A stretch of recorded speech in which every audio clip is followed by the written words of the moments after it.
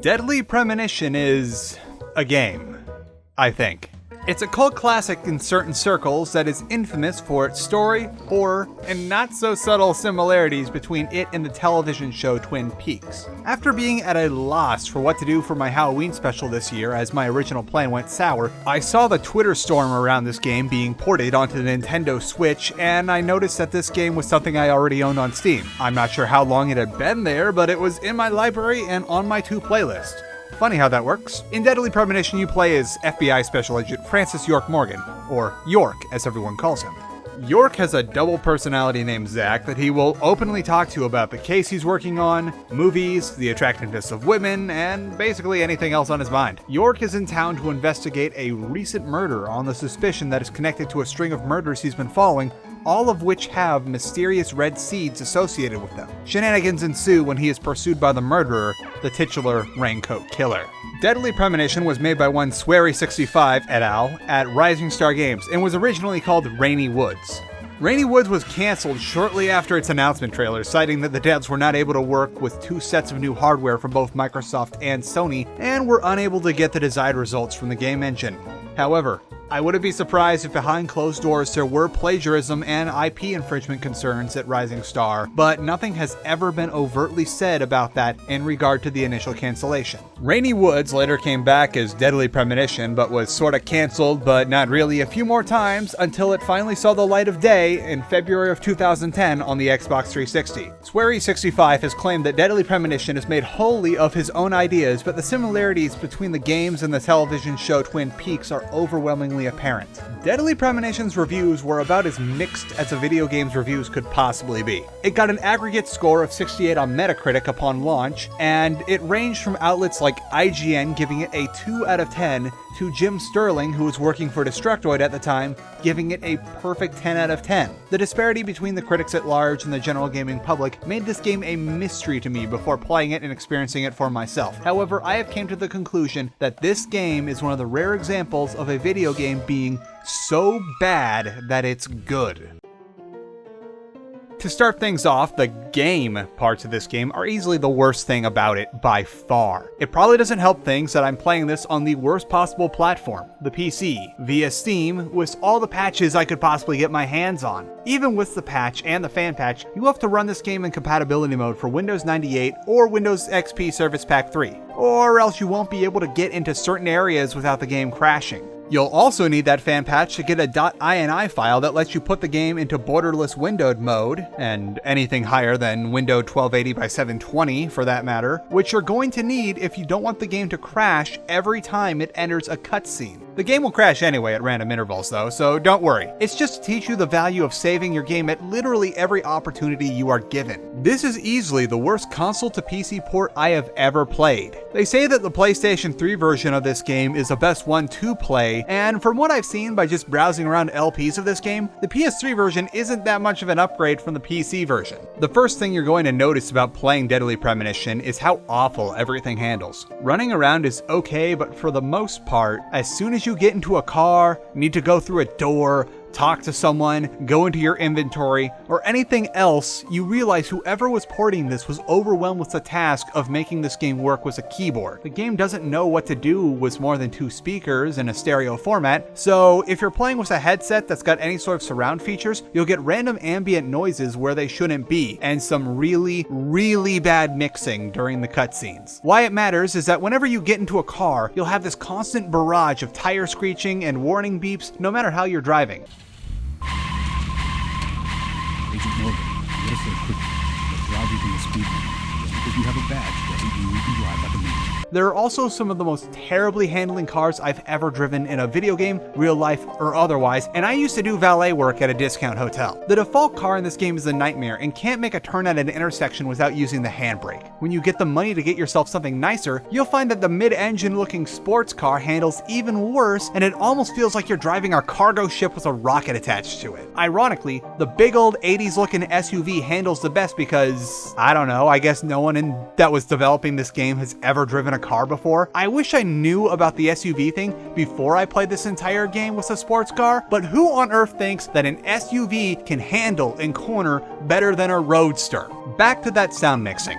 It's really bad. Music will cut in and cut out mid-cutscene, random animal noises will come from nowhere at inappropriate times, certain characters with voice filters won't have them applied on and off, and at times Harry Stewart, a character central to the plot of this game, has 2 different voice modulators applied to his dialogue in a way that definitely wasn't on purpose. Between this and the car stuff, a lot of big moments are ruined. Quite a few character building conversations take place on the way to a crime scene in a car, but they're nearly impossible to hear over the constant audio glitching. Don't worry though, subtitles are always on in this game. There is no way to turn them off because they couldn't figure out how to do that in the options menu. However, what's by far the worst part of this game is the action and combat segments. Allegedly, combat was added in towards the very end of development of this game on the insistence of producers who were worried that Western audiences wouldn't like a game if it didn't have any action or combat in it. I guess they had never heard of games with the words sim, tycoon, the entire genre of adventure games, and anything with Sid Meier's name on it. The combat in this game is like a bunch of programming interns were told to try and recreate the combat from Resident Evil 4 in 48 hours, or else their internet history will be published in the local papers. You can't move when you're aiming your weapons, and because this is a PC port that they didn't know how to port, you can't aim while you're aiming your weapons. You can wiggle around a bit, but unless you lock onto something, you can't even so much as look at your own feet when you're aiming a weapon. You'll get hit a lot because some guy was 5 degrees out of your range of motion, and he'll grab onto you while you're trying to reposition. There's also these ceiling crawler things that are the single most frustrating mini boss I've ever played against, and they will throw them at you back to back for some reason. Combat in this game feels like a punishment for trying to get into the story, and the game is entirely better without it, which is why in the director's cut, they scrapped the difficulty settings altogether and made the combat segments laughably easy. Well, as easy as they can be with the poor handling. However, there's QuickTime events. QuickTime events that will drop your inputs. Have fun. Now let's get to the stuff that keeps you going in between the combat sessions. The first big thing is Agent Honor, or how you get money in this game. You can get honor from all sorts of things. Remembering to do your basic hygiene, putting on a new suit, calling in updates to FBI HQ in DC on how the investigation is coming on, going for a long drive, finding trading cards, spying on people in their homes, but it's cool because we'll get a warrant later, or maybe just go fishing. Exploring and doing side quests is often more fun than the main game. You get to chat with the locals and get a feel for what they do day to day. Everyone in this game has a set schedule, and if you hang out in one place for long enough, you'll get to see people coming and going about their daily business. Talking to people reveals morsels of information like how Dr. Usha goes out of his way to shop in the milk barn because they have the size of chips he likes, or how Nick at the diner uses apples to make his gravy. Somehow. Side quests tend to be simple, but often can be a challenge. The best example of this is Nurse Fiona's medical trivia questions, which turn out to be actually really hard, and I couldn't get a single one right. Well, at least not without like a medical dictionary or something at my side. Everything in town feels like it's a little peek into somebody's life, and honestly this game has better world building than a lot of RPGs that stuff tons of lore into books that almost no one bothers to read because it's just not as fun or interesting as massacring everything in a cave somewhere. Learning about the people is interesting, and the game encourages you to just screw around since you're given a lot of time between objectives. Just go fishing or play darts. Tracking the serial killer can wait.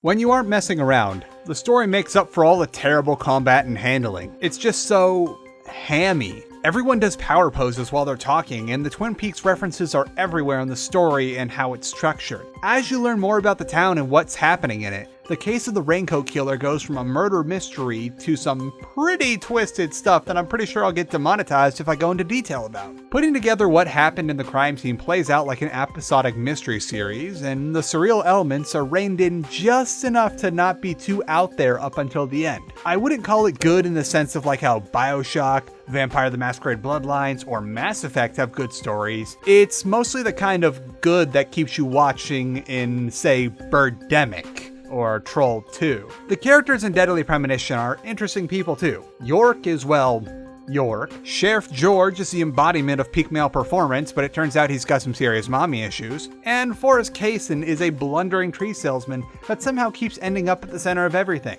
Everyone has got something going on in this game that adds to the story. Okay, I'm gonna try and explain this story now, so skip to this time on the screen if for some reason you're already this far into the videos but you don't want to know the details of the plot, which I can't really get into without spoilers. The original version of this was about 1,500 words long, but I got it down to 700, so bear with me here. I didn't want this video to be like half an hour long. I think I might do a full story explainer sometime later on.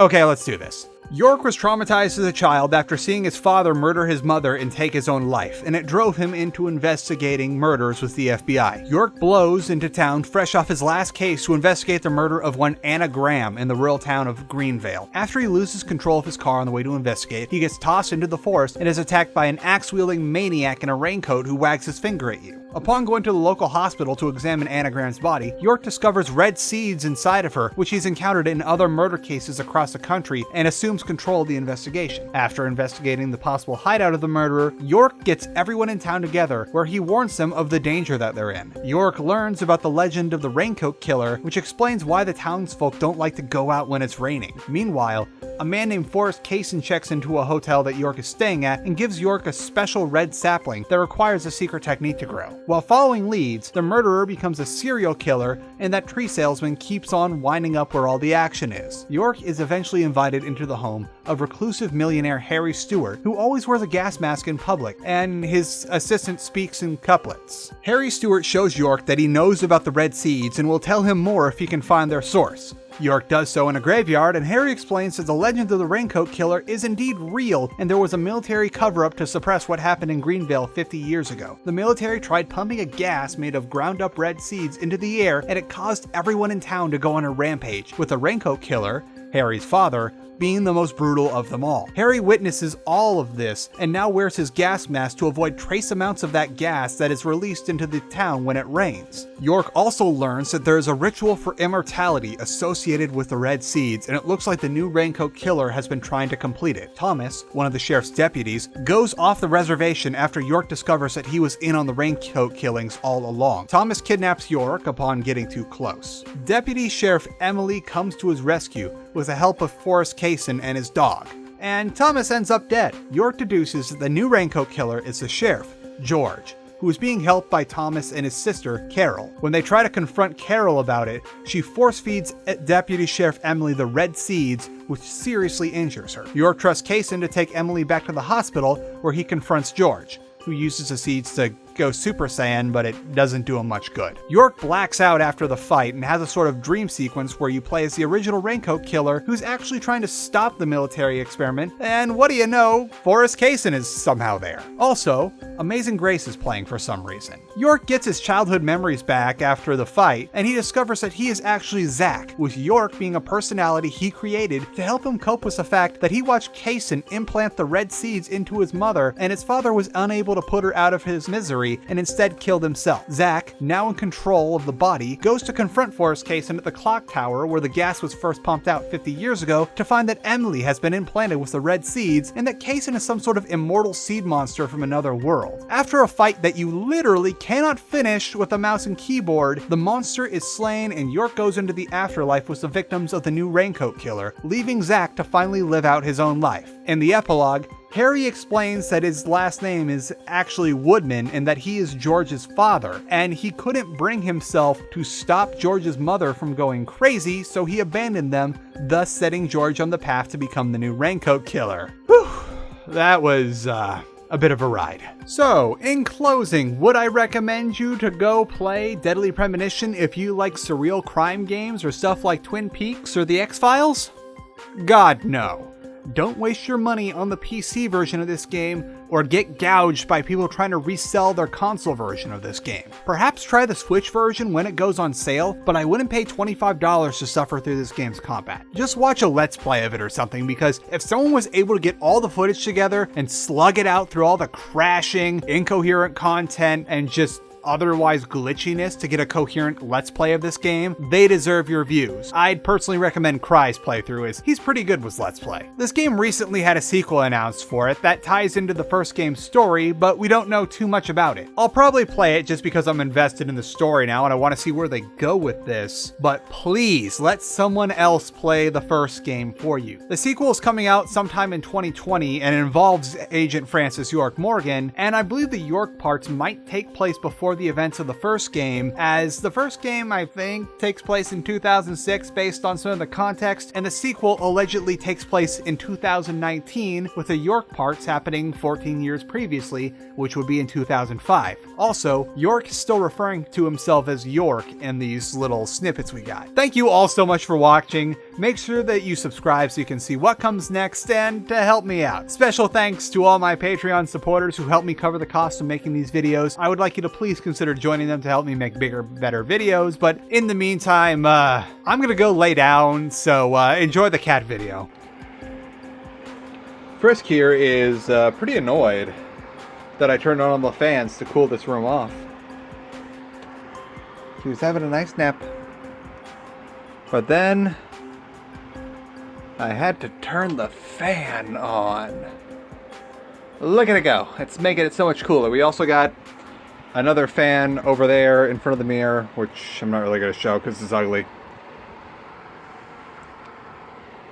Don't you like the fan? Oh, you definitely like the scritch.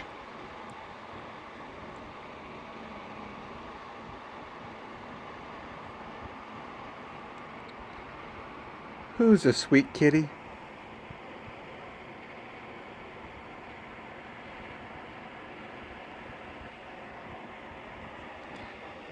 Okay, I'll start back up again.